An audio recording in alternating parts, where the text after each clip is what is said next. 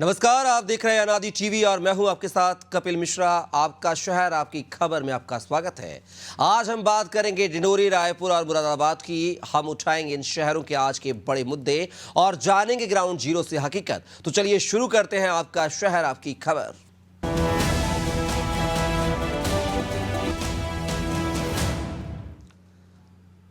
आपका शहर आपकी खबर में सबसे पहले बात करेंगे डिंडोरी की, जहां बैगा आदिवासियों को योजनाओं का लाभ नहीं मिल रहा है।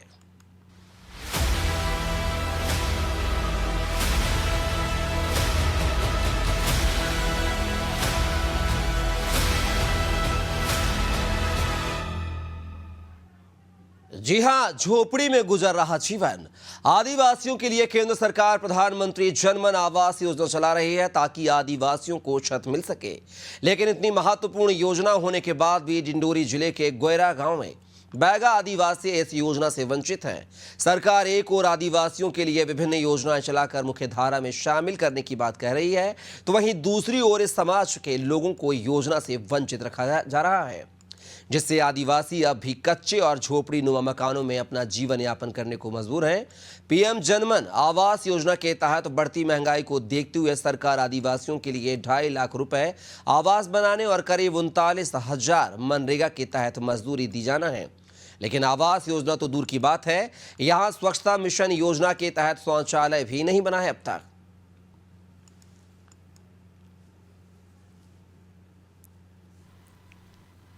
आवास बने हैं ना, सब जब नहीं आए ना, सब चला का नहीं आया है, कोई चीज़ नहीं आई साहब।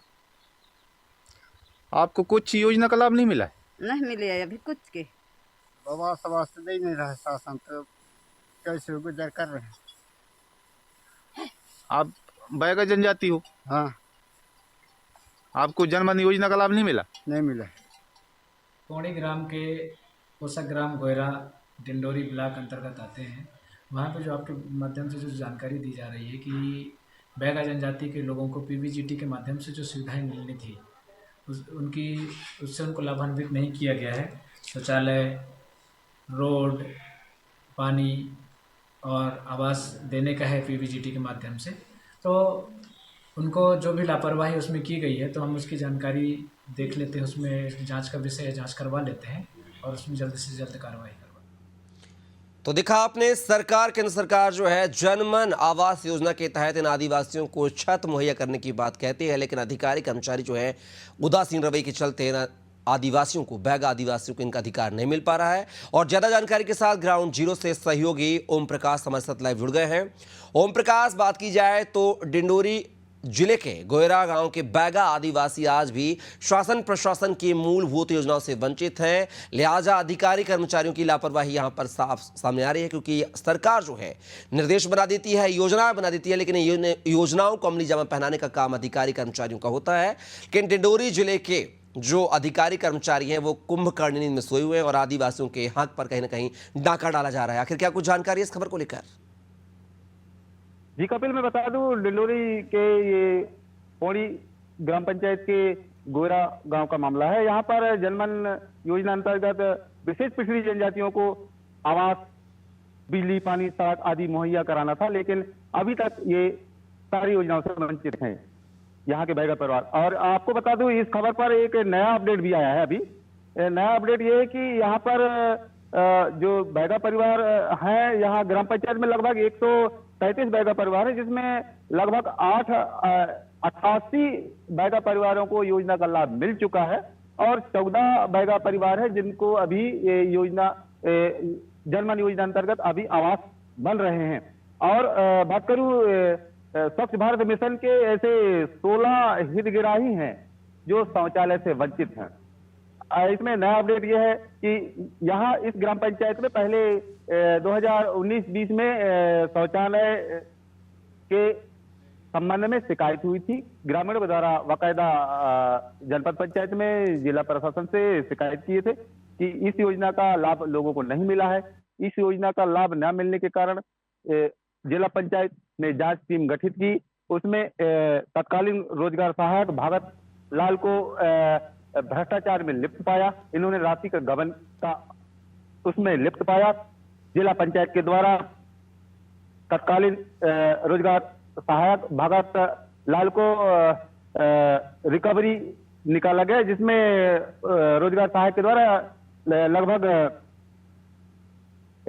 2,92,000 की राशि रिकवरी इन्होंने जमा किया है 1 मई 2020 को शौचालय की लेकिन राशि ओम प्रकाश, का। बड़ा सवाल रिकवरी यह है, रिकवरी होती है, जांच बैठती है और रोजगार सहायकों पर जो है कार्रवाई की जाती है, उसके बाद भी व्यवस्थाएं सुधरने का नाम नहीं ले रही है। हकीकत जो है जस की तस है। 2020 की अब घटना बता रहे हैं, 2024 चल रहा है, अब तक जो है इन आदिवासियों को, बैगा आदिवासियों को छत मुहैया नहीं हो पाई है। आखिर जिला पंचायत सीईओ, जनपद पंचायत सीईओ क्या कुछ कर रहे इस पूरे मसले को लेकर? क्या बातचीत हुई है आपकी उनसे? जी बिल्कुल, यही बातचीत हुई है। मामला रिकवरी का है। इसमें रिकवरी तो उन्होंने जमा कर दिया, रोजगार सहायक द्वारा रिकवरी जमा बताया है 1 मई 2020 को, लेकिन अभी तक इसका परिणाम बैगा परिवार अभी भी भुगत रहा है। उन्हें शौचालय नहीं मिला है, ना सड़क वहां पर बने हैं, ना पानी आ रहा है उनके पास। जी कपिल। चलिए ओम प्रकाश, तमाम जानकारी को साझा करने के लिए बहुत बहुत शुक्रिया आपका। अब देखना होगा कि खबर दिखाए जाने के बाद इन बैगा आदिवासियों को क्या इनका अधिकार, शासन प्रशासन की जो महत्वाकांक्षी योजनाएं हैं, उनका लाभ मिल पाएगा या नहीं।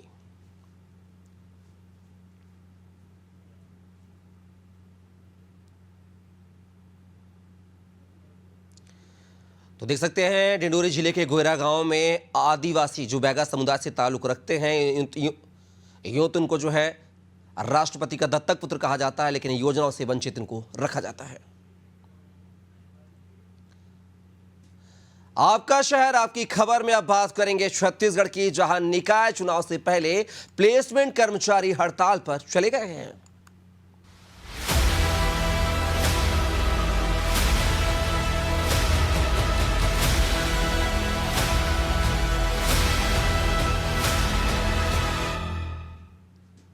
कर्मचारियों का हल्ला बोल। जी हां, छत्तीसगढ़ में निकाय चुनाव से पहले प्लेसमेंट कर्मचारी अपनी मांगों को लेकर बेमियादी हड़ताल पर चले गए हैं। प्लेसमेंट कर्मचारियों की हड़ताल से निकायों में कई कार्यों पर बुरा प्रभाव पड़ रहा है। प्रदेश के करीब 20,000 प्लेसमेंट कर्मचारियों ने ठेका प्रक्रिया को समाप्त करने की मांग की है। ये कर्मचारी छत्तीसगढ़ नगरीय निकाय प्लेसमेंट कर्मचारी महासंघ के बैनर तले विरोध प्रदर्शन कर मोर्चा बुलंद किए हुए हैं। इसके पहले कर्मचारियों ने नगर निगम आयुक्त, महापौर और सभापति को ज्ञापन भी सौंपा है। कर्मचारियों का कहना है कि वे 8 से लेकर 12 घंटे तक की ड्यूटी करते हैं, बावजूद उन्हें कम सैलरी दी जाती है, जिससे उनका घर चलाना मुश्किल हो रहा है। इधर प्लेसमेंट कर्मचारियों की हड़ताल का असर कई सेवाओं पर पड़ रहा है। अगर कर्मचारियों की हड़ताल लंबी चली तो सफाई समेत कई कार्यों पर बुरा असर पड़ सकता है।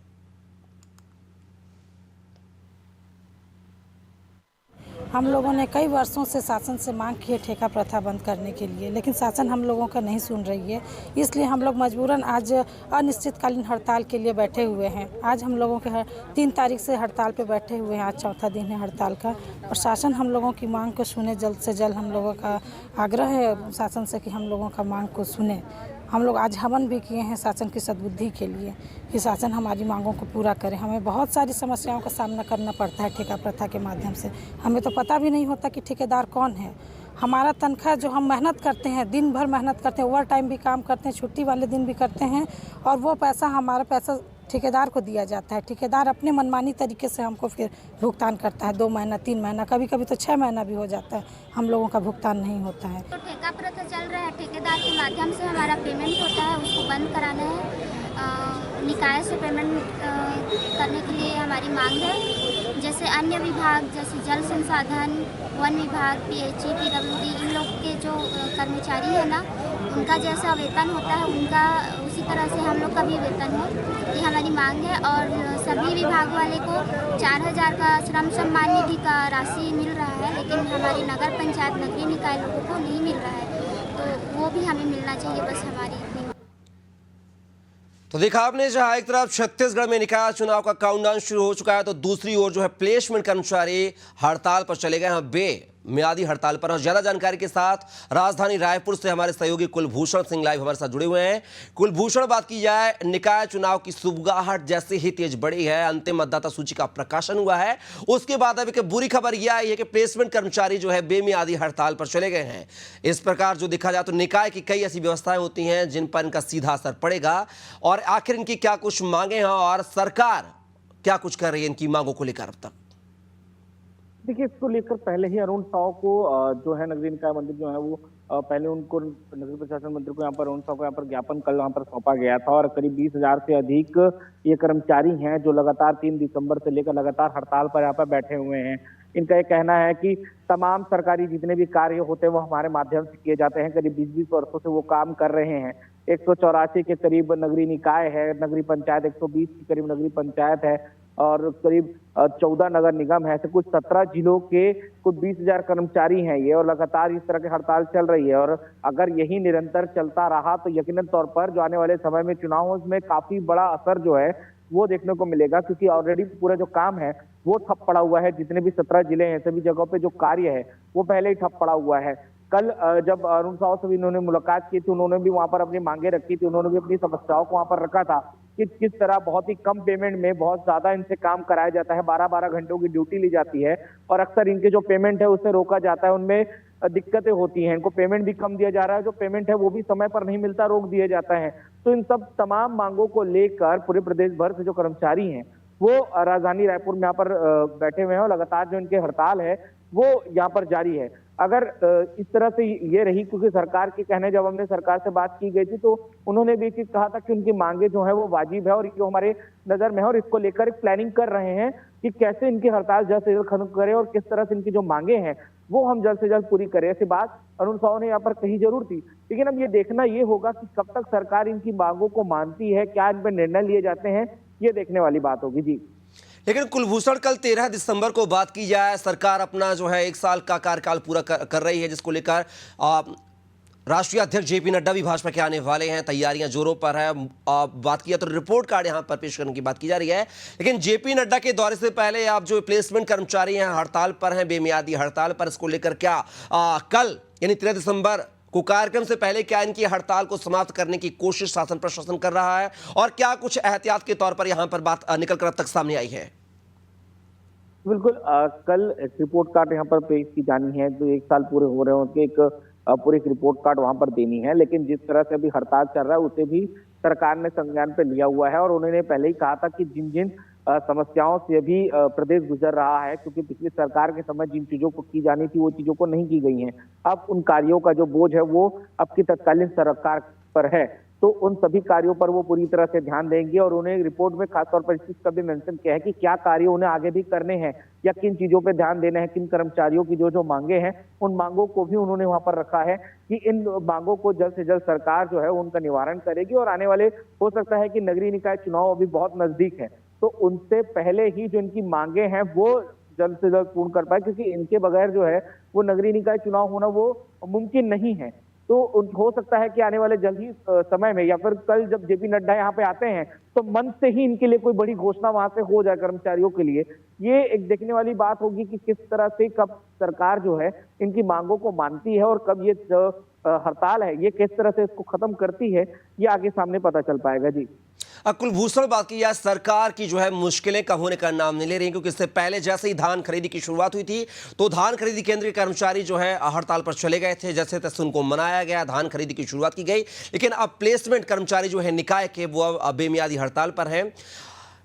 यहां पे बात की जाए नगरीय प्रशासन मंत्री का क्या कुछ अब तक कुछ रिएक्शन सामने आया, क्या बयान सामने आया है, इनकी मांगों को लेकर क्या कुछ कहा जा रहा है? साथ ही बात की जाए, बार बार डिप्टी सीएम अरुण साव जो है नगर पालिका नगर निकाय हित की बात करते हैं, चुनावों की बात करते हैं, यहां तक कि उन्होंने ये भी कहा था कि 2200 करोड़ का जो है उन्होंने फंड भी जारी किया था इन निकायों के लिए। बावजूद उसके अभी तक जो है कर्मचारी लामबंद नजर आ रहे हैं, ये हो गए।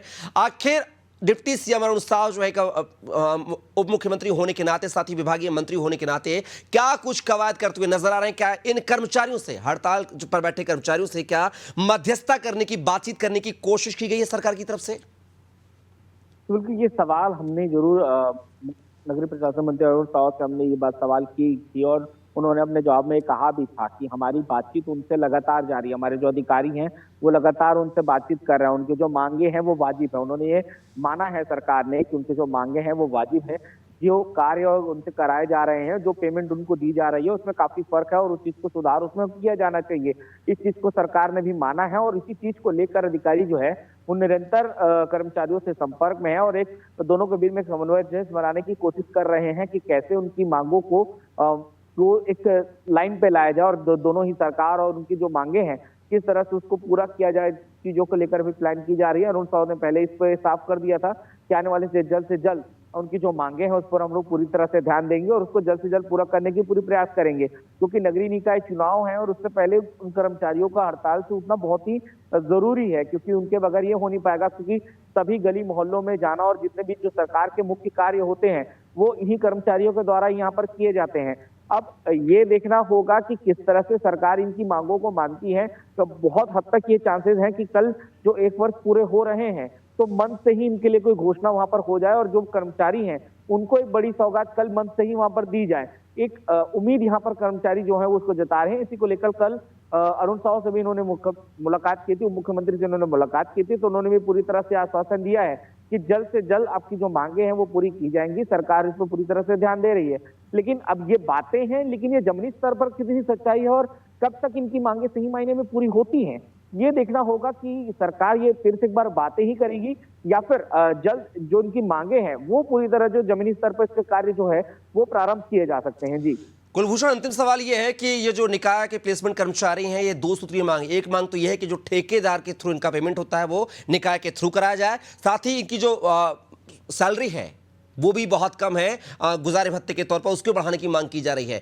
2 प्रमुख मांगे हैं जहां पर सरकार की कहीं ना कहीं मुश्किलें बढ़ने वाली हैं, सरकार पर बोझ बढ़ने वाला है। इसको लेकर क्या इनको मतलब इनकी कुछ मांगों को मान लिया जाएगा, दोनों मांगों को सहमति दी जाएगी? अब तक क्या कुछ मतलब बात निकल के सामने आई है सरकार की तरफ से?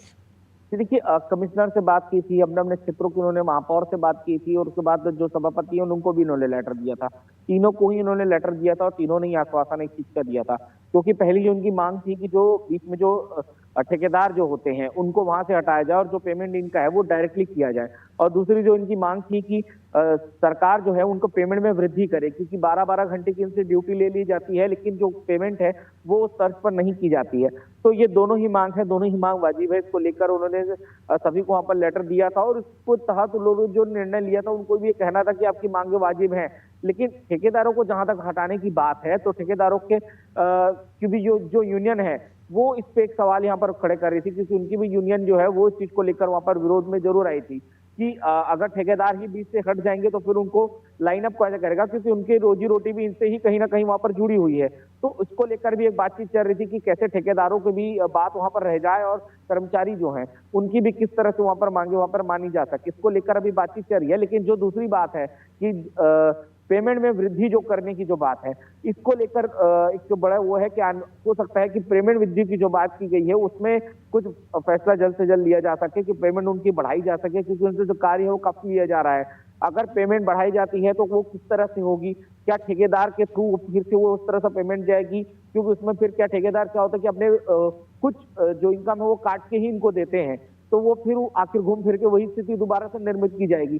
तो ये चीजें देखने वाली होगी कि इसमें किस तरह से कार्य वहां पर किया जाता है, कि अगर सीधा पेमेंट वृद्धि की जाती है तो क्या वो ठेकेदार के थ्रू जाएगी, अगर ठेकेदार के बीच के अगर बिचौलिया वहां पर खड़े आते हैं तो उनको पेमेंट किस तरह से दिया जाएगा। यही एक चीज है जिस पर अधिकारी अभी बातचीत कर रहे हैं, सरकार जो है इसमें चर्चा पे लगी हुई है। अब ये देखना होगा कि निकाय चुनाव के पहले ये चीजें जल्द से जल्द खत्म होंगे, तब जाकर जो है वो निकाय चुनाव आगे सरकार कराने के बारे में सोच सकती है। चलिए कुलभूषण, तमाम जानकारी को साझा करने के लिए बहुत बहुत शुक्रिया आपका। अब देखना होगा कि निकाय चुनाव के पहले सरकार क्या इन जो कर्मचारी हैं, जो निकाय के कर्मचारी हैं, प्लेसमेंट कर्मचारी, इनको मनाने में कामयाब होगी या नहीं।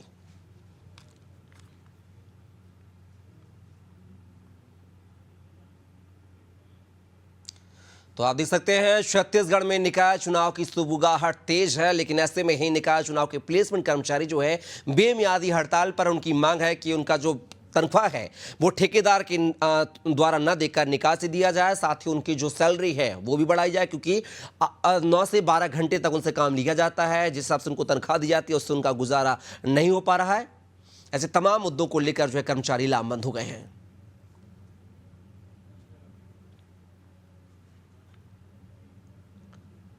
आपका शहर आपकी खबर में अब बात करते हैं यूपी के मुरादाबाद की, जहां ठेकेदारों में सीएम योगी का खौफ खत्म होता दिखाई दे रहा है।